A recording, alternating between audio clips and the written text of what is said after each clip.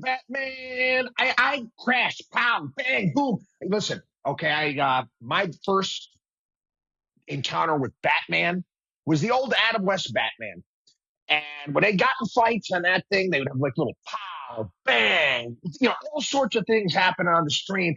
I haven't seen that since I watched Tucker Carlson basically beat up Ted Cruz.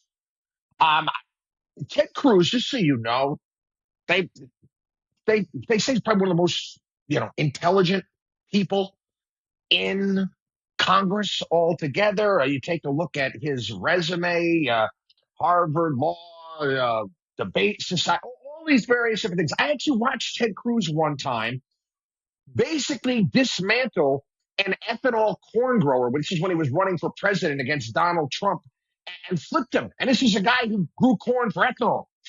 Anyway, um, absolutely incredible interview, and it is must see TV. Tucker Carlson completely takes apart Ted Cruz and the entire neoconservative position and how they've been basically how they've been aiding Israel, how they're financed by AIPAC.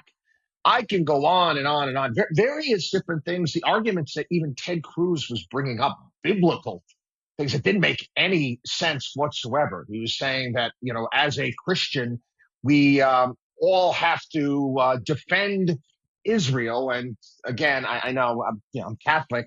There's this New Testament thing and New Covenant. There's another great argument that has been made lately, saying, "Hey, if I name my son Jesus or Jesus, that everybody should just all of a sudden start worshiping him." I mean, it was absolutely every argument that Ted Cruz brought up was completely and utter pow, crash, completely dismantled by Tucker Carlson. And we're watching various different members of Congress run for the hills on this one. When Israel attacked Iran, I compared it to well, kind of in essence, I guess kind of like, they took out all the heads of their top military brass. It's kind of like Corleone taking out the heads of the five families. Um, Israel at in time, some point in time, they got to do things on their own. Our foreign policy in the Middle East, oftentimes at the behest of Israel, hasn't served this nation's interests by any stretch of the imagination. I mean, just take a look at our track record. I could give the old Bill Parcells, "You are what your record says you are." 20 years in Afghanistan to 20 years in Afghanistan, thousands of American lives lost, trillions of dollars spent to take out the Taliban and replace it with the Taliban. Financing various different groups, whether they be in Libya that end up turning into ISIS. We can go on and on and on. Iraq. Oh, yeah, that was a real winner. We're going to take out Saddam. We did take out Saddam, and they ended up finding him in a hole. Then what happened? I mean, the entire thing was an absolute disaster by every stretch of the imagination. So, listen, um, at some point in time, we have to stop with this foreign policy where we are going out there and fighting in wars for other countries.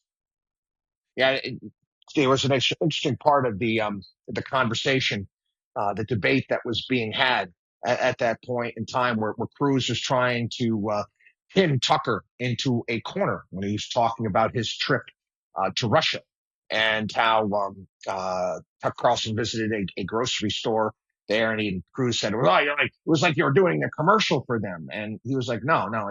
He just said Moscow is a hell of a lot nicer place than Washington D.C. And I'd rather see money being spent in the United States than being sent all over the globe.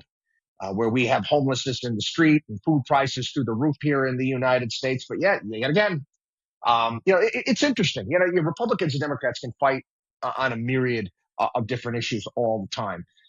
The only thing that they always seem to agree on is more debt and more bombing.